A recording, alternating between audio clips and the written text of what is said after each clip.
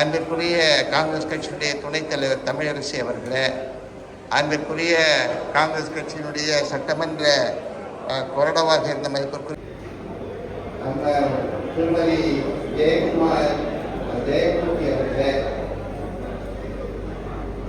பொதுச் செயலாளர், அதே போல செயலாளர், அதே போல வழக்கறிஞர்களுடைய சபையை சார்ந்தவர்கள், அதே போல மூத்த உறுப்பினர்கள், மூத்த காங்கிரஸ் கட்சியினுடைய உறுப்பினர்கள், அதே போல இங்கே புரிந்திருக்கின்ற சேவாதள அமைப்பை சார்ந்த தலைவர்கள் மற்றும் இங்கே இருக்கக்கூடிய அனைத்து தலைவர்களையும் வருக என்று நாம் அறிவோம். இதிலே எல்லோரும் தலைமையேற்றிருக்கிறார் தலைவர் அவர்கள், இதிலே முன்னாள் முதலமைச்சர் அவர்கள், நாட்டினுடைய வருங்கால பிரதமர் தலைவர் ராகுல் காந்தி அவர்களுடைய பிறந்த நாள் விழா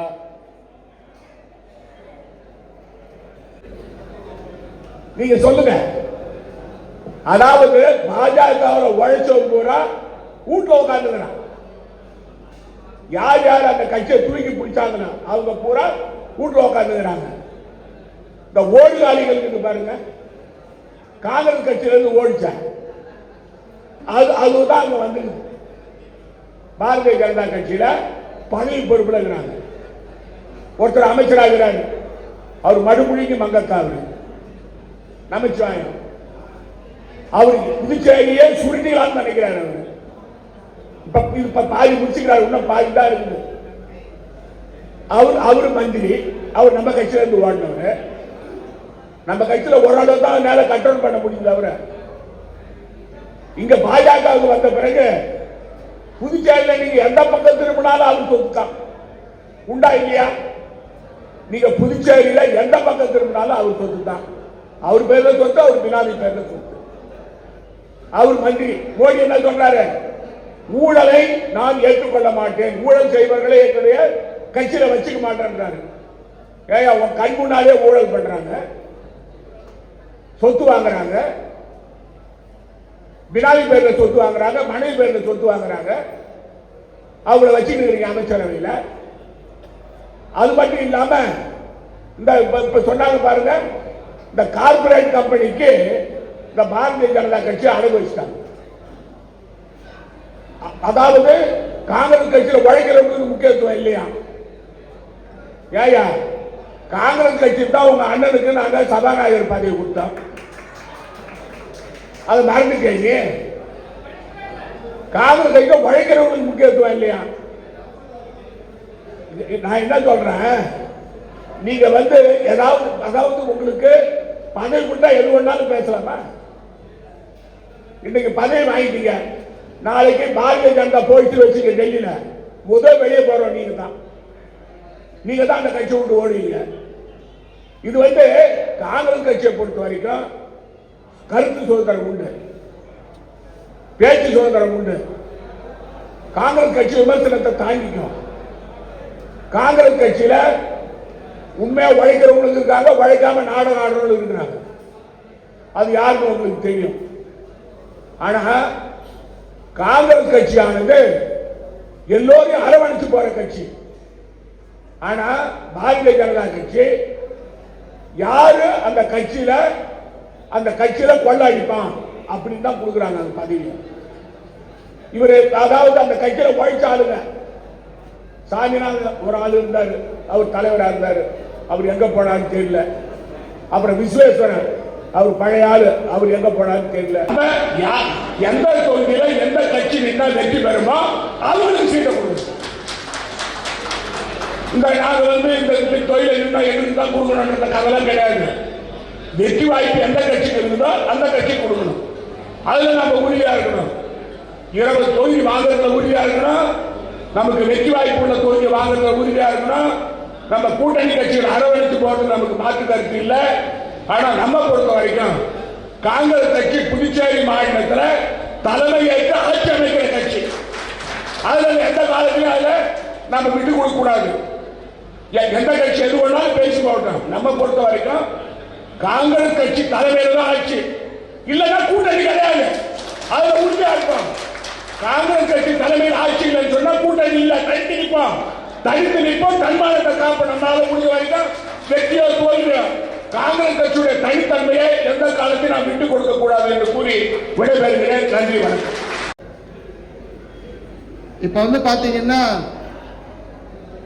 இங்க இருக்கக்கூடிய நம்மிடத்தில் இருந்து சென்ற ஜான்குமார் அவர்கள் அமைச்சராக வருவார்கள் என்று கூறப்படுகின்ற வார்த்தைகள் இருக்கின்றன.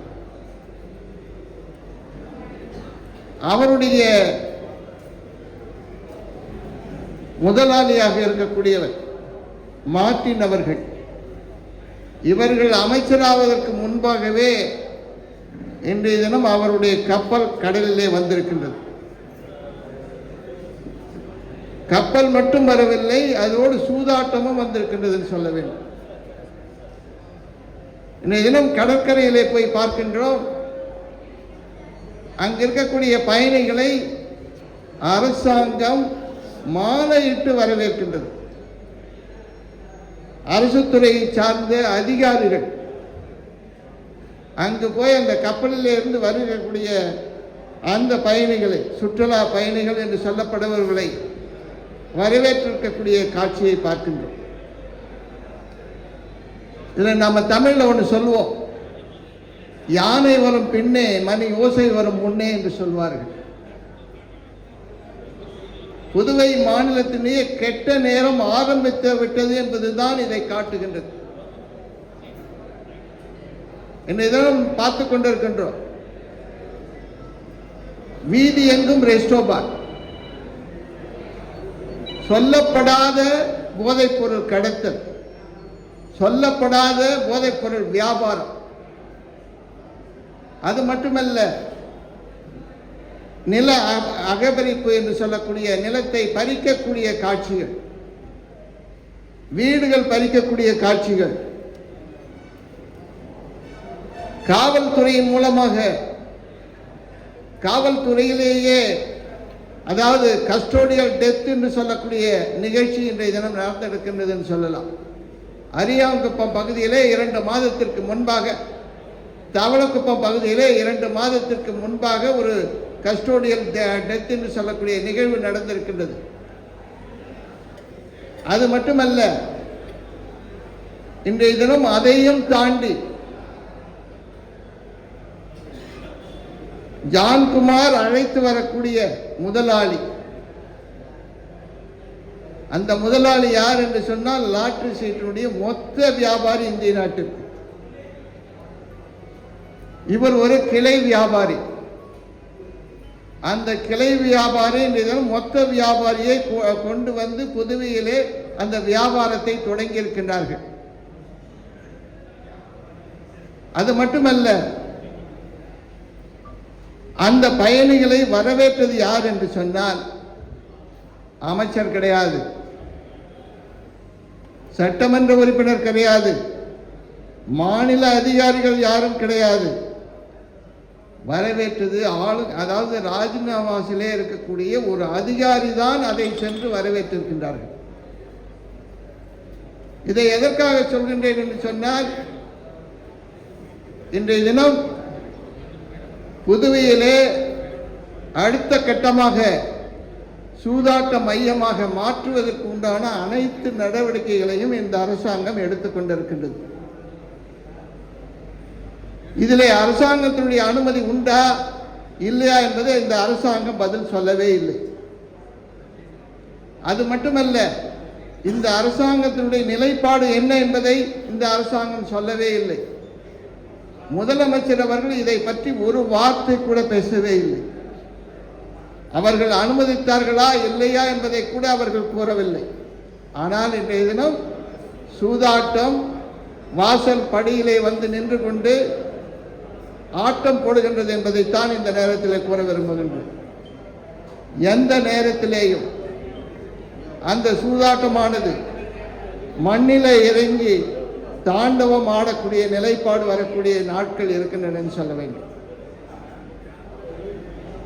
அந்த முதலாளியினுடைய எண்ணம் என்னவென்று சொன்னால், ஏன் புதுச்சேரிக்கு வரீங்க, என்னுடைய சூதாட்டத்தை இந்த இடத்திலே ஆரம்பிக்க வேண்டும். என்னுடைய லாட்டரியை இந்த இடத்திலே ஆரம்பிக்க வேண்டும். அதன் மூலமாக என்னுடைய வியாபாரத்தை பெருக்க வேண்டும். அதன் மூலமாக என்னுடைய வருமானத்தை பெருக்க வேண்டும். அதற்கு நான் எவ்வளவு செலவு செய்வதற்காக இருந்தாலும் தயாராக இருக்கின்றேன்.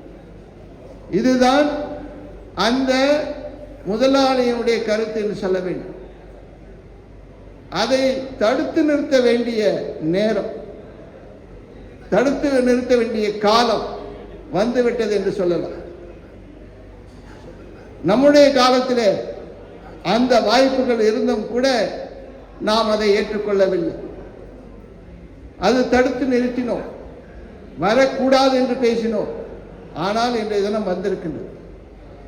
அது மட்டுமல்ல, இன்றைய தினம் முதலமைச்சராக இருக்கக்கூடியவர் அன்றைய தினம் சட்டமன்றத்திலே அதை எதிர்த்து பேசினார்கள், வரக்கூடாது என்று பேசினார்கள்.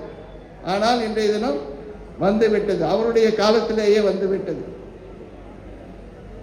அது மட்டுமல்ல, இன்றைய தினம் பிஜேபி செய்யக்கூடிய அனைத்து காரியங்களுக்கும் முத்திரையாக விளங்கக்கூடியவர் யார் என்று சொன்னால் ரங்கசாமி அவர்கள் தான்.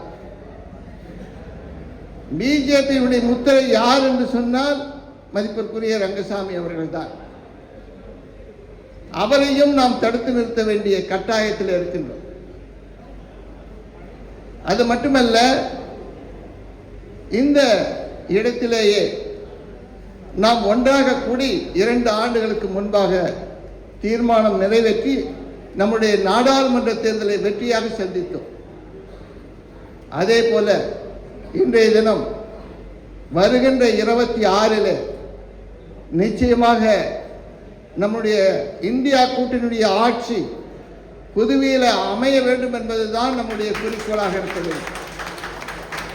அந்த ஆட்சி வருவதற்கு உண்டான ஆலோசனை கூட்டமாகத்தான் இதை எடுத்துக்கொள்ள வேண்டும்.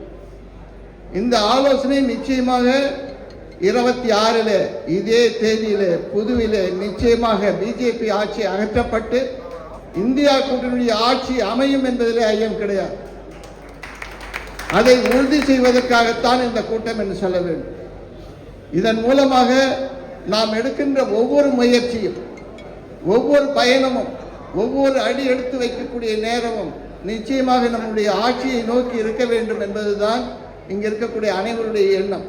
ஆகவே அதற்கு ஏற்றாற் போல உங்களுடைய நிகழ்வுகளை அமைக்க வேண்டும் என்று கேட்டு விடைபெறுகின்றேன். நன்றி, வணக்கம்.